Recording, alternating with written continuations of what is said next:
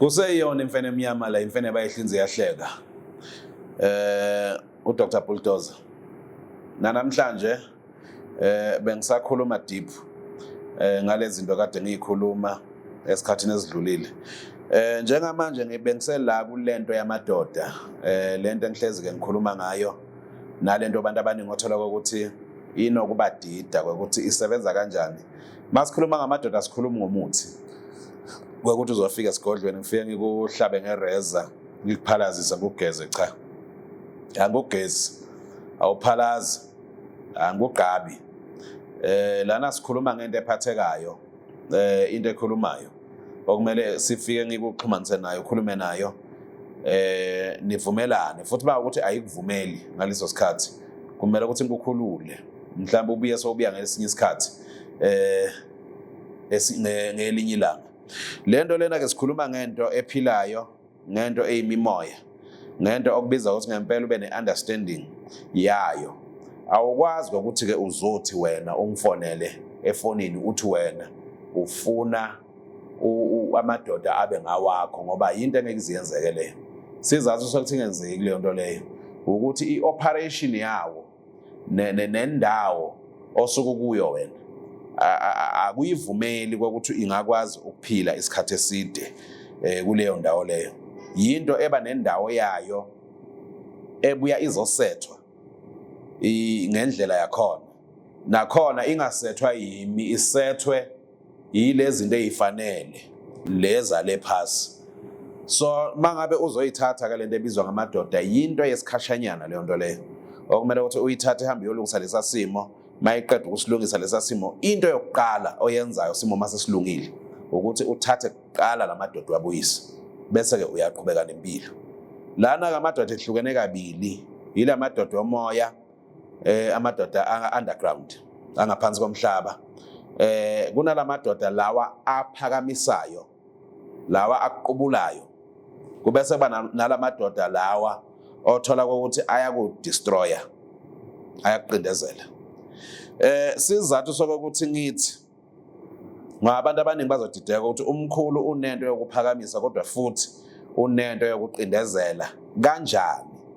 Kunempilo yabantu edinga noma ekumele ilungiswe ukuthi kumele siqale sidestroye kuze into yakhe lo muntu loyo ilunge.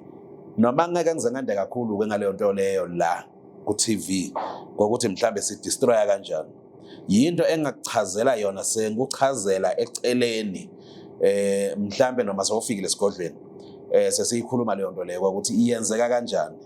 Ngoba la kunabantu othola ukuthi lo muntu lo impilo yakhe kuze iphakame.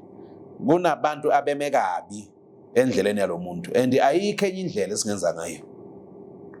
Indlela esingenza ngayo ukuthi ngempela kumele ukuthi kuvuleke indlela la kume khona lamanye amadoda.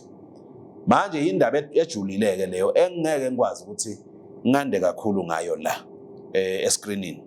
Njengoba amanamba akhona ku screen zama ukuthi ungifonele sibone ukuthi into yakho siyilungisa kanjani. Bese laba kuthola ukuthi badinga lamadoda okuphakama. Lapha awulindi isikhathi eside. Akubi isikhathi eside. Amadoda ayona ayikhulumele le underground ukuthi sizohamba nawe isikhathi esingakanani akuyena umfene emnyama. Okwami ukuthi ngiyoku-introduce le underground kulabantu abafanele. Kube yibona abashoyo ukuthi yini okumele uyiphathe okumele ukuthi uyenze. Lapha ungiphathela nje into eyi1. Uzongiphathela nje iskipa osigqoke wangayifaka lezi zinto ezinukayo lezi ezigcotshwayo lezi amafutha nani. Kufuna nje ukuthi ungigcobele nje iblue seal lo vaselina onganali phunga. Ungigqokele nje iskipa esizokwazi ukuthi sibambe lo moya wensila yakho ongizele naso le underground le esigodlweni. Iyona into esifike ke lamadoda abone ngayo ukuthi umuntu ofana nawe bazohamba naye isikhathi esingakanani. Ngoba masikhuluma ngempilo sikhuluma ngempumelelo. Ngeke ngachaza ekuqaleni ngathi into enjalo noma impumelelo ukuphoqa into ngenkani le engafuni ukwenzeka. Ngoba phela njengoba usuthethe isinqumo sokuza kimi ukuthi ufuna ngizokusiza noma ufuna amadoda azokusiza, uza ngoba vele uyazi ukuthi sewuzame yonke imizamo ayenzeki. Lana kunabantu asebahambe kakhulu banqamula amazwe, bahamba zonke iy'ndawo. Uma ungababuza ngey'nyanga, ayikho ngisho yodwa inyanga angayazi lowo muntu. Bazi zonke iy'nyanga, kodwa namanje uthola ukuthi lowo muntu akakasizakali. Yiko-ke ngithi mina lento-ke idinga kokuthi uze lapha emadodeni sibona ukuthi into yakho siyimisa kanjani, ngoba ekugcineni kwawo konke kufanele ukuthi ugcine usizakele, ngoba awukwazi ukuthi futhi uzothi uzolahla ithemba, ngoba ithemba kufuna ulahle sowufile, ngoba njengoba usaphila nje kunento ekuthiwa noma kunenkulumo ethi isisu asikweledwa. Lawo magama achaza ukuthi noma ungahlupheka kanjani, kodwa kumele ukuthi usuku nosuku ulalo dlile. Usuku nosuku kumele kube khona okwenzakalayo. Impilo yomuntu ophilayo kufuna ukuthi usuku nosuku kube khona okwenzakalayo. Kuze yenzeke leyo nto leyo kufuna ukuthi icale la kuwe lento kuqala ukuthi kahle kahle into engangisiza yini. Lana-ke ngizokubiza noma ngizokumema, ngikumemele endaweni efanele, bese-ke ngikhuzana naba othola ukuthi ufuna kwenzelwa into efonini, ufuna ukuphathiselwa. Angikwazi ukuyiphathisa into ebizwa ngamadoda. Phathisa kanjani? Isipoko ngasiphathisa kanjani? Ngoba isipoko into okufuna ukuthi uqale uzohlanganisa, uzohlangana naso, kube yisona futhi esivumayo noma kube yisona esikuthandayo. Ngoba phela nayo leya nto leyana iba nako kwesinye isikhathi ukuyitshela nje, uthole ukuthi nje ayifuni ukukusiza. And bayingafuni ukukusiza ngeke mina ngibe sengithi ngizokusiza mina, ngoba vele nami ngibhalanse ngayo leya nto leyana. Makuwukuthi yona ngalelo langa ayikuvumeli, yika abanye bagcina sebaba nenkinga uma ngumtshela ukuthi mkhulu jika sizobuya sihlelo olunye usuku okumele ukuthi ubuye ngalo. Ngisuke ngazi ukuthi okay, njengoba lento imphikile nje, mhlambe kusene izathu zabo nako, ngoba nako kuba nezake izathu.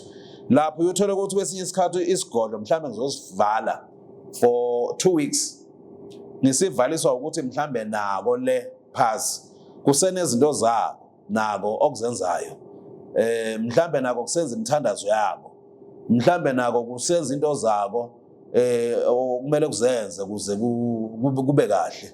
So angeke kube uyangibuza ukuthi mkhulu kanjani, awusebenzi kanjani, ngoba yonke into eyenziwayo kuba nento kumele sicale uyikhonze.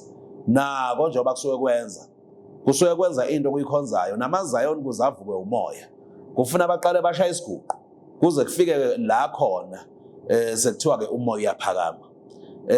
Nalapha la kusindiswe khona kufuna baqale bathandaze kakhulu. Emthandazweni, phakathi nomthandazo, lento uma usolo uyenza yilokho uyenza uyiphindaphinda, bese kuba khona-ke lento ebizwa ngomoya oyingqwele besiyehla.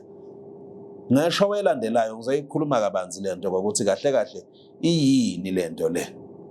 Ngenxa yesikhathi ngizothi bye bye namhlanje, nama namba siyodibana efonini.